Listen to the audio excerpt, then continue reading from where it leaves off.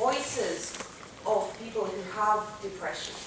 So this is the footballer Stan Collymore, who used to play for Real Oviedo for a season, I think in 2000, and he has depression. So he took to Twitter to explain what it was like for him having depression. And I think that is very important, because up to me, it's for people who are not depressed yet, whereas Help for Mood is for people who have depression. So what is that like? We know the diagnosis, but Stan Collymore says, I keep myself in really good nick. I care for myself. But around 10 days ago, I started to feel anxiety, which grew into irrational fear, which in turn turned into insomnia for 3 days.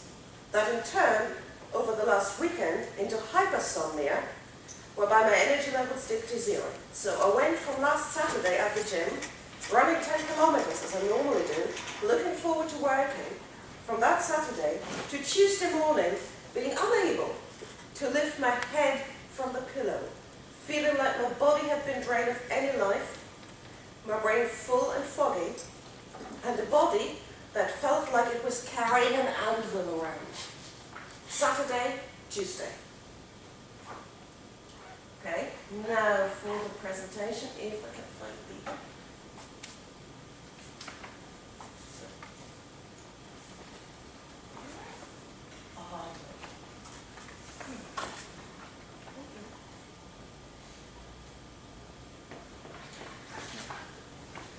So what I hoped was that PDF would just work, so I'm going to have to use PowerPoint.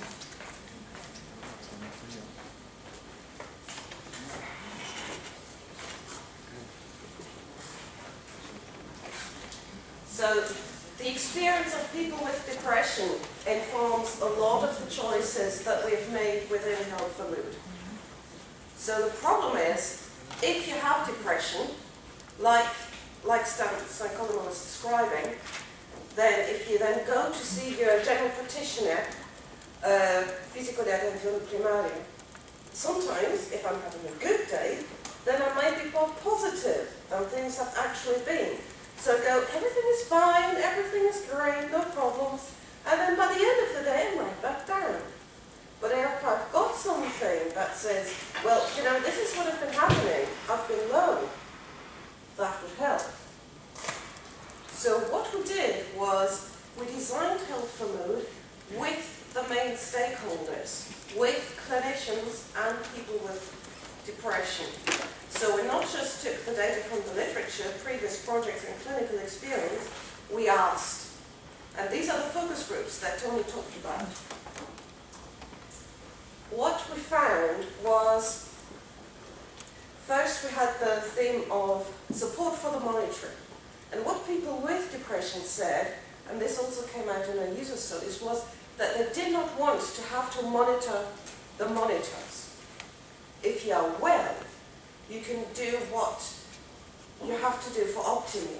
You know, take off, synchronize, recharge. But if you feel like Stan Collymore was feeling, you know, anvil, can't lift your head from the pillow, no way. Interaction. People want to speak to their clinicians.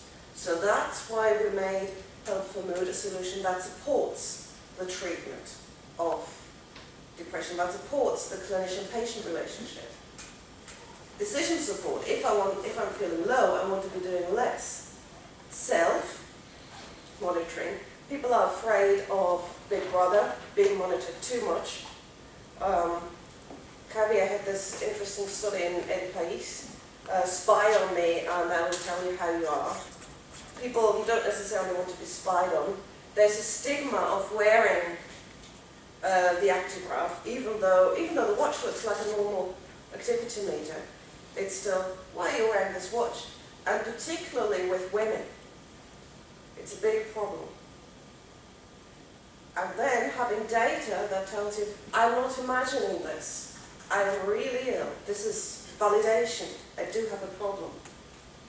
And having the data showing how the person has been during the week and generating this report, which will be one page of A4, allows people to say, no, look, actually, this is how I have been. I'm not imagining this, I'm not simulating this, this is my problem. So, in order to be able to get this information from the patient, we have let me just flick forward towards the avatar. We have this interface with the avatar that can be changed, which Lois is going to be talking about, which adapts to the patient, which Quine is going to be talking about, so that we've got a cognitive emotional model. How much can they cope with? Can they just cope with a quick questionnaire, or can they give more information? So, the personal monitoring is reduced activity and sleep, mood, and psychomotor, speech. The mood and the psychomotor data is monitored during the interaction with the avatar. So the avatar will say, okay, so for today, I'm going to ask you a few questions, then you're going to fill in a diary, and then I have a speech task for you. Or I have a relaxation exercise for you. And if the person says, no, I'm really not feeling very well, the system will say, okay, then it's just 4 questions, and you're done. There's a lot we can do to make sessions varied. We have standardized questionnaires, such as the CESTI VASVA, which sounds terribly complicated, but all it is 4 scales with sliders, which are derived from a validated questionnaire, which give us a handle on how the patient is doing. We've got psychoeducation, as Tony has mentioned. We've got relaxation exercises, as Tony has mentioned. And the negative thought questionnaire is designed to figure out what aspects of the patient's life are they feeling bad about, and what are the negative thoughts they are having. So, and then they get positive thoughts to challenge the negative thoughts. So this is a way for them to reflect on what are the negative thoughts they're having, and this information about the main negative thoughts can then be given to the clinician, so the clinician will know what the main negative thoughts are. In the decision support, we look at interpretation of data, trends, and summary, and we're also planning the interaction, as I've already mentioned, and we are doing the report.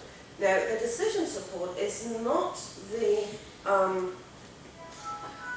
standard decision support, because it is very difficult to figure out what the data means. And that is why the amount of data that has been collected by Optimi is so very important for us, because Optimi shows us normal functioning and functioning as patients slide into depression.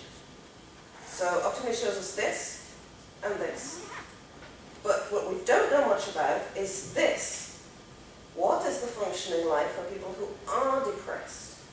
Because when we did a systematic review of the literature, we saw that most of the data on activity in people with depression was from hospital inpatients. Oh, hospital inpatients move less than people who are living a normal life outside the hospital. Interesting. So we need calibration. We also need to know what is normal for a person. For example, speaking rate. My speaking rate normally is slower than Rosa's. So if Rosa started speaking at the same rate as me, what happened? Whereas if I started speaking with the same rate as Rosa, what has happened to you? So this is language specific, culture specific, person specific.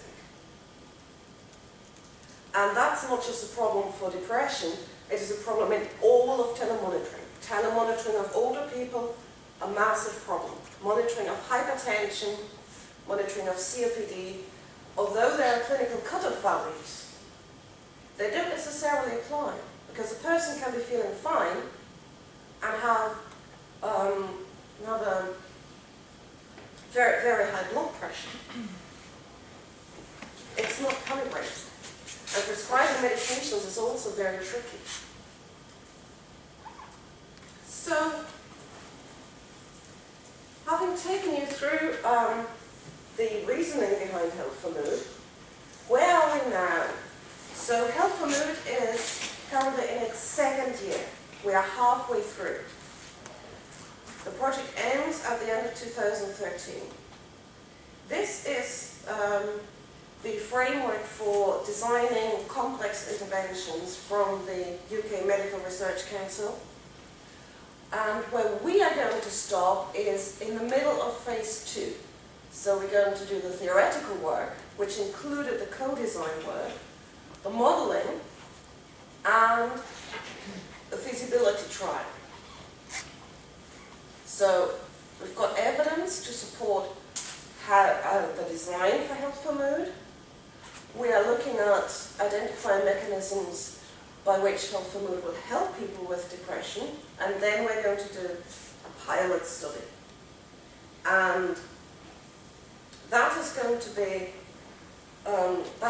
take place in 4 steps. The first one, usability and acceptability of components.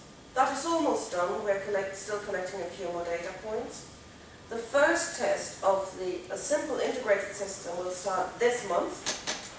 We're all very excited. Second test will be with people who've been released from hospital early 2013, and then the third test will be in mid-2013. And it will always have a strong co-design element where we go back to the people who've worked with Health for Mood and say, what do you think? What were your problems? And what I will do is I will stop there to give the remaining speakers enough time and throw any questions.